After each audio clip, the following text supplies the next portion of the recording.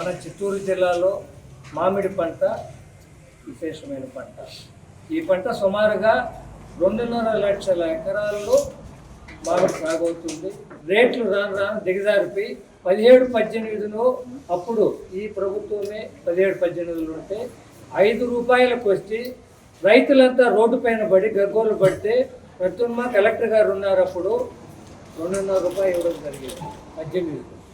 అదే 19లో మా నాన్న రైతుల బాంధవుడు జగన్మోహన్ రెడ్డి గారు వచ్చిన తక్షణం 19 నుంచి 24 వరకు 15 రూపాయల నుంచి 30 రూపాయల వరకు తోతాపురి దిగ్విజయంగా ప్రతి రైతు, ప్రతి మండలంలో ఉండే ప్రతి రైతుకి 15 నుంచి 30 రూపాయలు రైతులకు అకౌంట్కి వచ్చి సంతోషంగా గడిపినారు. అందులో కూడా 2-3 పర్యాయాలు ఒడిదుడుకులు వచ్చినాయి. ఇందులో 2-2.5 సంవత్సరం కరోనా వచ్చిన తక్షణంలో కూడా కలెక్టర్ గారు ఈ సంవత్సరం ఏమవుతుందో అంటే కూడా అప్పుడు కూడా 20 నుంచి 30 వేలు తోతాపురి అమ్మడం జరిగింది. సీఎంగా ఉన్న జగన్మోహన్ రెడ్డి గారి ద్వారా అన్ని జిల్లాల కలెక్టర్లని తగ్గిన 2వ రోజుటికి అన్ని జిల్లాల కలెక్టర్లని కృష్ణగిరి కలెక్టర్ గారు, శ్రీనివాసపురం కలెక్టర్ గారు అందరికీ గ్రూప్ కాల్ పెట్టి 3వ రోజుకంతా ఆ తగ్గిన తాసా ఫ్యాక్టరీ 4 యూనిట్లు ఉన్నాయి, వాళ్ళ యూనిట్లో కూడా 22,000 రూపాయలు తోతాపురికి ఇచ్చిన ఘనత వైఎస్ఆర్ పార్టీలో జగన్మోహన్ రెడ్డి గారికి దక్కింది. ఇప్పుడు రెండో సంవత్సరం ఇది.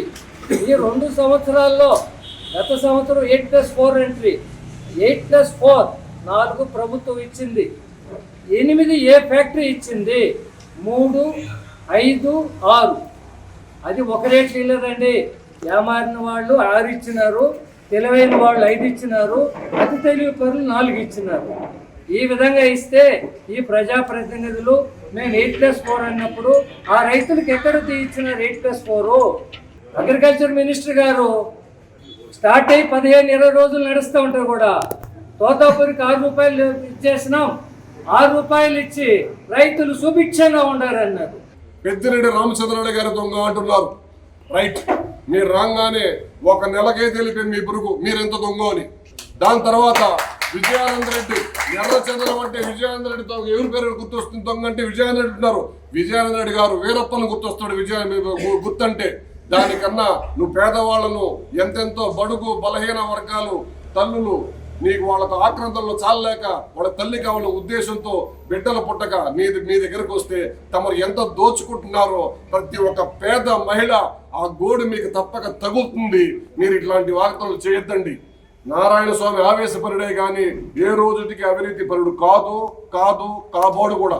లెక్కర్ స్వామి అంటారు, కొన్ని సందర్భాల్లో లెక్కర్ ఉడదోస్తామంటారు, కొన్ని సందర్భాల్లో మామగారు అని సంపాదిస్తారు. ఆయన కూడా 3 కూతుర్లయ్యా, 3కి వివాహం అయిపోయింది, 3 వాళ్ళ సంసారం వాళ్ళు చేసుకుంటున్నారు.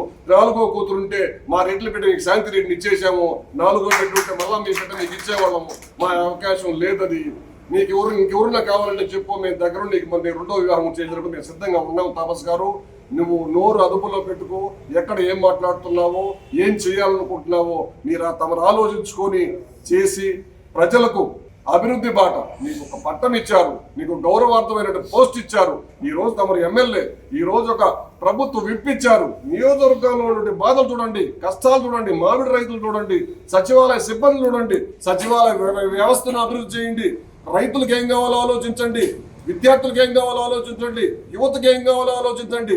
అంతేగాని మొన్న పోటీ చేసిన ఏం పేరు కృపాలక్ష్మి, నీ కృపాలక్ష్మి పోటీ పేరు తెలియకనే నువ్వు పోటీ చేసావా? నీకు నిస్సిగ్గుగా నీకు సిగ్గు అనిపించలేదా నీకు అంటున్నాను.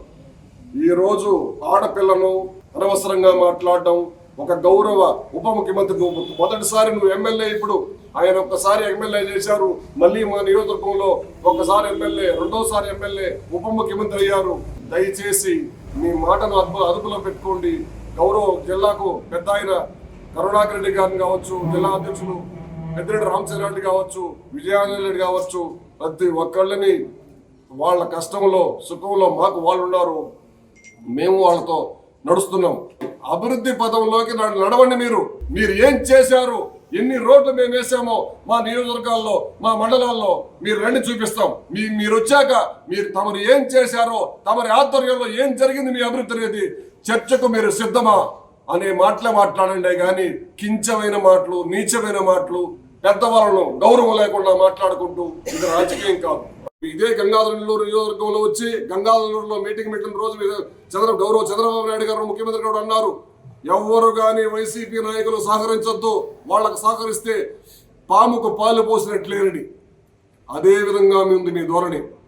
పద్ధతి మార్చుకోకపోతే ఇది మా సమిష్టి తొలి పత్రికా సమావేశం. దీనికి మీరు ఇంకేదన్నా దీనికి పైబడి మీరు ఏదైనా ప్రవర్తనలు కానీ మాకు నచ్చకపోతే మేము భారీ స్థాయిలో తిరుగుబాటు చేయాల్సి ఉంటుంది. మీరు నోరు అదుపులో పెట్టుకోండి. దయచేసి నియోజకవర్గాన్ని మీ చేతనైనంత అభివృద్ధి చేయండి. మీ చేతుల్లో ఈరోజు అవకాశం ఉంది, మీరు గొప్పగా తీర్చిదిద్దండి. మరొక్కసారి మీకు విన్నవిస్తూ సెలవు తీసుకుంటున్నాను.